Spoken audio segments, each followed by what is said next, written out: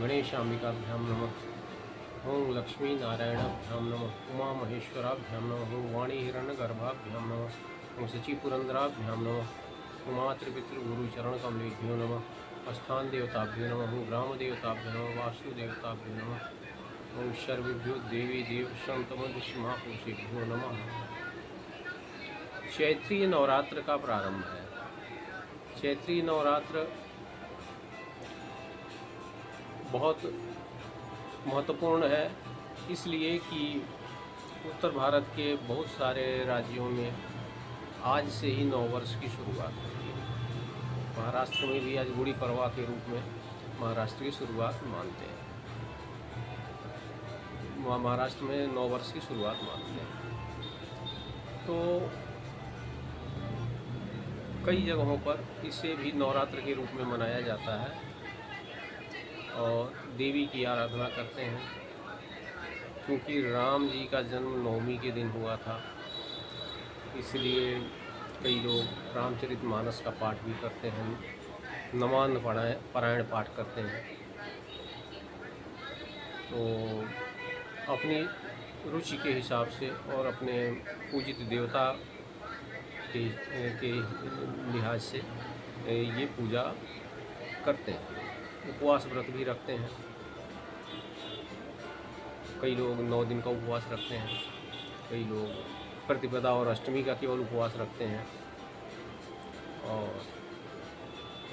नवमी को हवन करते हैं। तो इसमें कथा ये है, दुर्गा सप्तशती की कथा तो कई लोग परिचित ही हैं, किंतु मुख्य चीज़ उसमें बताने की जैसी ये है कि दुर्गा सप्तशती का प्रारंभ प्रथम अध्याय में 2 घटनाओं से हुआ।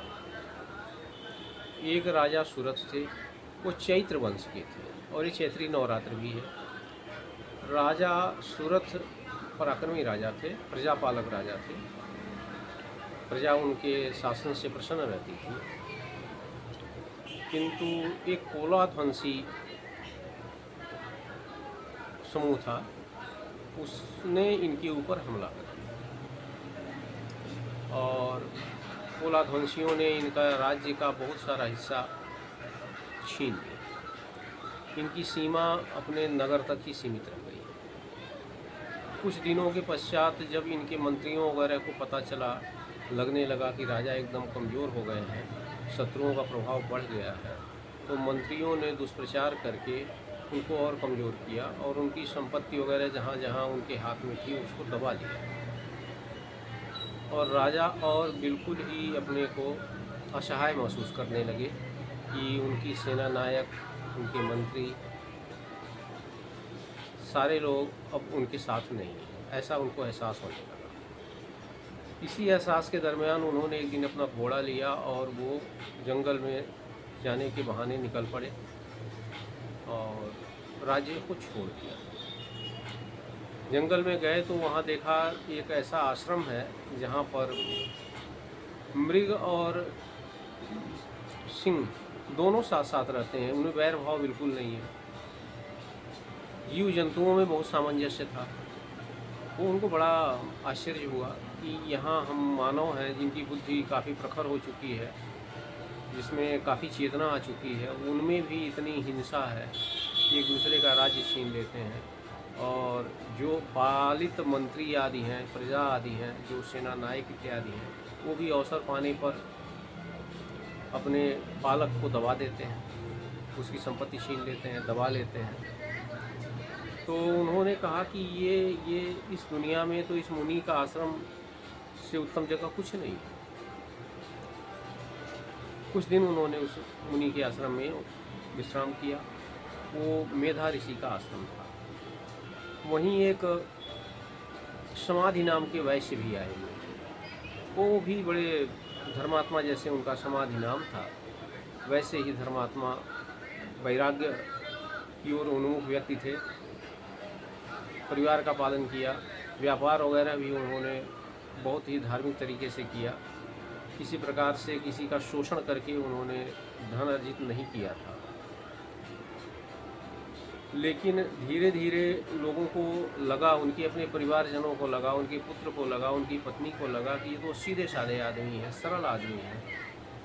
तो उन लोगों में दुराचार आ गया और वो लोग इनको धीरे धीरे दरकिनार करने लगे और इनकी संपत्ति वगैरह जो जहाँ जहाँ थी उसको अपने हाथ में कब्जा कर लिया और इनको विवश करना शुरू कर दिया। तो थोड़े दिनों के बाद इन्हें ये लगने लगा, हालांकि वो खुद ही वैरागी प्रवृत्ति के आदमी थे, बड़े ही सरल व्यक्ति थे, लेकिन उन्हें लगने लगा कि अब मैं थोड़ा अपमानित जीवन व्यतीत कर रहा हूँ। तो उन्होंने भी अपना घर छोड़ दिया और वो भी उसी जंगल में आए हुए थे, मेधा ऋषि के आश्रम में वो भी मिले। राजा सुरथ और वैश्य समाधि दोनों एक दूसरे से बात किए, अपनी बात बताई उन्होंने।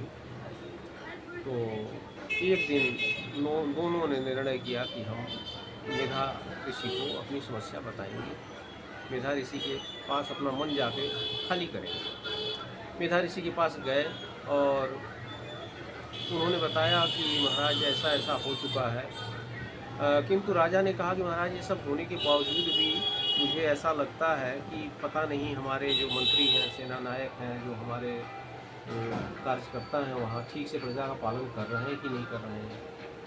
प्रजा कितनी संतुष्ट है कितनी नहीं है, क्योंकि प्रजा पीड़ित होगी तो हमें कष्ट होगा, प्रजा अगर प्रसन्न रहेगी तो हम भी प्रसन्न रहेंगे, भले ही हम राज्य में नहीं हैं। समाधि नाम के वैश्य कहने लगे कि हमारे जो स्त्री पुत्र हैं पता नहीं वो धर्मपूर्वक जीवन व्यतीत कर रहे हैं कि नहीं कर रहे हैं, कि दुराचारी हो गए हैं, किस तरह का जीवन का यापन है उनका। हमें अभी भी बार बार उनका याद स्मरण आता है और उनके प्रति हमें बड़ी सहानुभूति रहती है। तो मेधा ऋषि ने कहा कि देखिए, आप लोग दोनों जो है जिनसे तिरस्कृत किए गए हैं उनके लिए ही आपके पास हमेशा फिर भी बार बार सद्भावना जागृत होती है, उनकी चिंता आपको लगती है। ये स्वभाव मनुष्य में कहाँ से आया? तो उन्होंने कहा महाराज आप बताइए, मेधा ऋषि जी आप बताइए कि ऐसी स्थिति क्यों हमारी बनी हुई है। उन्होंने तब उस देवी के प्रभाव को बताना शुरू किया। मेधा ऋषि ने कहा कि ये चीज़ें, ये प्रवृत्ति देवी के प्रभाव से आई, ये महामाया देवी है। इन्होंने ही समस्त प्राणियों को अपनी माया में आबद्ध कर रखा है और उसी आबद्धि के कारण, उसी बंधन के कारण, उनकी माया के प्रभाव के कारण ही व्यक्तियों में इस तरह के भाव आते हैं कि जिनसे तो तिरस्कृत है, जिन्होंने उनका तिरस्कार अपमान किया हुआ है, जिन्होंने उनका सब कुछ ले लिया है, उनके प्रति भी वो सद्भावना रखते हैं, उनके प्रति भी मोह रखते हैं, उनको अपनी संतान मानते हैं, अपनी पत्नी मानते हैं, अपनी प्रजा मानते हैं। अपना राजा कहता था कि पता नहीं हमारे हाथी को खाना मिलता होगा कि नहीं मिलता होगा, या हाथी अब दूसरे हमारे शत्रुओं के हाथ में चला गया है, खूब खा पी के पता नहीं, हो सकता है मस्त रहता हो, हमें भूल गया हो। तो उन्होंने कहा देखो, अपने हाथी के बारे में, अपनी प्रजा के बारे में, अपनी संतान के बारे में ये मोह जो जागृत होता है, ये महादेवी का प्रभाव है। उन्होंने कहा इतना ही नहीं, इस प्रभाव में भगवान विष्णु भी आ गए। वो उसी प्रभाव में वो योग निद्रा में सो गए और जब ब्रह्मा जी ने सृष्टि किया तो मधुकैटभ नाम के 2 राक्षस पैदा हुए और उनको धमकाने लगे, उनके ऊपर हमला करने की सोचने लगे। तो उन्होंने विष्णु को जगाने की कोशिश की कि भगवान उठ करके ज़रा हमारी रक्षा करें और इन राक्षसों से बचाना है, किंतु वो सोए हुए। तो फिर उन्होंने जब उन महामाया का स्मरण किया तो महामाया ने ही जाके उनकी सहायता की और विष्णु की अपनी योग निद्रा से जगाया। और योग निद्रा से उठ करके विष्णु ने मधुकैटभ 2 महाराक्षसों का आदि दैत्य जी उनको कहा जाता है, उनको उनके साथ संघर्ष किया। बहुत लंबे समय तक उनका संघर्ष चला। उस संघर्ष के बाद उनका वध किया। तो और उनकी मेधा से ही पृथ्वी की उत्पत्ति हुई उन दैत्यों की, इसीलिए पृथ्वी का एक नाम मेदिनी भी है।